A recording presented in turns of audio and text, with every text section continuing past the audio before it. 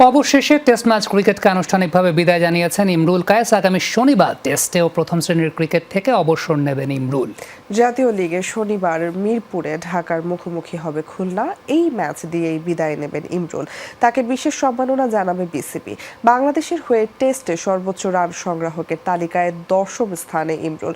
39 টেস্টে 76 ইনিংসে 3 সেঞ্চুরি সহ প্রায় 24 গড়ে করেছেন 1797 রান। জাতীয় দলের হয়ে সর্বশেষ খেলেছেন টেস্ট সংস্করণে 2019 সালের 22 নভেম্বর ইডেন গার্ডেন্সে শুরু হওয়া সেই দিবারাত্রির টেস্ট। এরপর 37 বছর বয়সী এই ক্রিকেটার প্রায় 5 বছর অপেক্ষায় ছিলেন জাতীয় দলে ফেরার। আমি আগামী 16ই নভেম্বর আমি আমার টেস্ট ক্রিকেটের কেরিয়ারের সমাপ্তি ঘোষণা করতে যাচ্ছি এবং সেই সাথে আমি আমার ফার্স্ট ক্লাস ক্রিকেটেরও কেরিয়ারের সমাপ্তি ঘোষণা করতে যাচ্ছি। এটি আমার লাইফের 17 বছরের সবথেকে কঠিন এবং আবেগের একটি মুহূর্ত।